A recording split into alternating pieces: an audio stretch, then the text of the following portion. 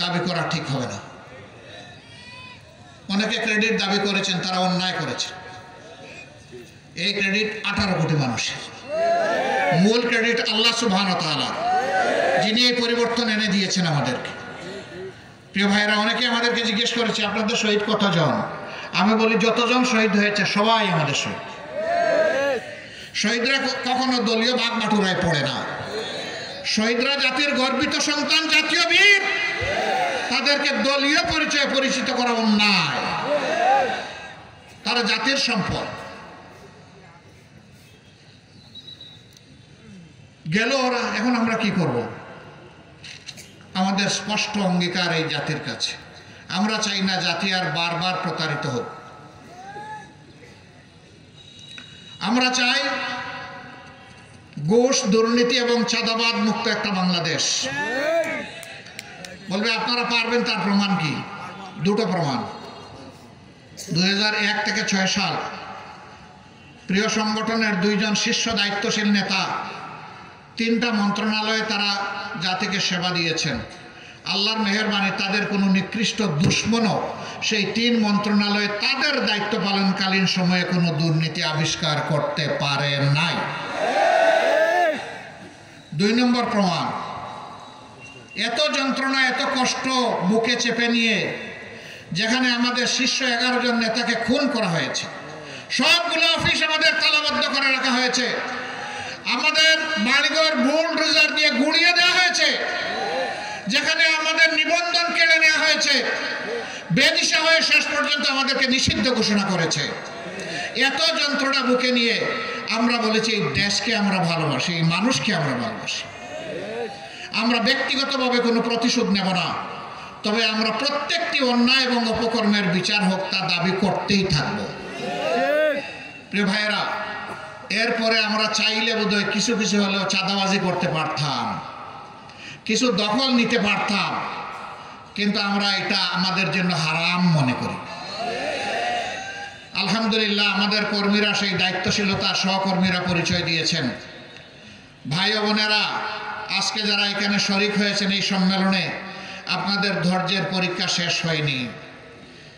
প্রিয় বাংলাদেশ গড়তে হলে আরো বেশি ধৈর্যের জন্য আপনাদেরকে প্রস্তুত হতে হবে।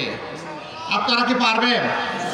আমরা জাতিকে কথা দিচ্ছি, আমাদের এই ভাই বোনদের এই হাতগুলো সত্যি আল্লাহকে সাক্ষী রেখে আমরা হাত তুলেছি। ইনশাআল্লাহ এই জাতির খেদমতের আল্লাহ সুযোগ দিলে আমরা একটা সাম্যের বাংলাদেশ গড়ে তুলব। আমরা বৈষম্যকে নির্বাসনে পাঠাবো। আমরা মেধার স্বীকৃতি প্রদান করব। আমরা পলিটোক্রেসি নয়, মেরিটোক্রেসির ভিত্তিতে একটা জাতি গঠন করব। আমরা যুবকদেরকে শিক্ষা দিয়ে বেকারের হাত বানাবো না, যুবকদের হাতকে কর্মীর হাতে পরিণত করব ইনশাআল্লাহ। এই দেশে নারী পুরুষ নির্বিশেষে যার যার যোগ্যতা অনুযায়ী তার তার কর্মক্ষেত্রে সে কাজ করবে। এখানে ধর্ম বিবেচনায় নেওয়া হবে না, এখানে লিঙ্গ বিবেচনায় নেওয়া হবে না। যার যেখানে কাজ করার ক্ষেত্র এবং উপযুক্ততা রয়েছে তাকে সেখানে পরিবেশ তৈরি করে দেওয়া হবে। একটা সুষ্ঠু পরিবেশ চাই আমাদের এই জাতি। এই যুদ্ধ শুধু আমরা একা করি নাই, প্রবাসে যারা আছেন সমান তালে তারা আমাদের সাথে যুদ্ধ করেছেন। মৌলভীবাজার একটা প্রবাসী বহুল এলাকা, তাদের সবাইকে আমরা কৃতজ্ঞতা এবং ধন্যবাদ জানাই। এই মৌলভীবাজার ব্রিটিশ আমলেও যোগাযোগের দিক থেকে একটা চমৎকার জায়গা ছিল, কিন্তু আফসোস বাংলাদেশের বহু জায়গায় শিক্ষা জাতির মেরুদণ্ড, শিক্ষার গুরুত্বপূর্ণ প্রতিষ্ঠান গড়ে তোলা হয়েছে, কিন্তু মৌলভীবাজারে আজ পর্যন্ত শিক্ষার কোনো ভালো প্রতিষ্ঠান সরকারি উদ্যোগে গড়ে তোলা হয়নি। এখানে কোনো বিশ্ববিদ্যালয় নেই, এখানে কোনো মেডিকেল কলেজ নেই, এখানে কোনো ইঞ্জিনিয়ারিং কলেজ নেই, এখানে কোনো এগ্রিকালচার বিশ্ববিদ্যালয় নেই। কেন? মৌলভীবাজার কি অপরাধ করেছে? এই দেশের ক্ষেত্রে কি মৌলভীবাজারের কোনো অবদান নেই? উন্নয়নে কোনো অবদান নেই? এই মৌলভীবাজারের একজন কৃতি সন্তান, যিনি একজন সফল অর্থনীতিবিদ এবং অর্থমন্ত্রী ছিলেন, সারা দেশকে তিনি সমান চোখে দেখেছেন। হয়তোবা নিজের এলাকার দিকে তিনি মনে করেছেন যে আমি যদি কিছু করি মানুষ বলবে যে সব আমার এলাকায় নিয়ে গেছি গোপালগঞ্জের মতো। তাকে শ্রদ্ধা জানাই। তিনি যা পেরেছেন করেছেন, আমাদেরকে রাস্তা দেখিয়েছেন।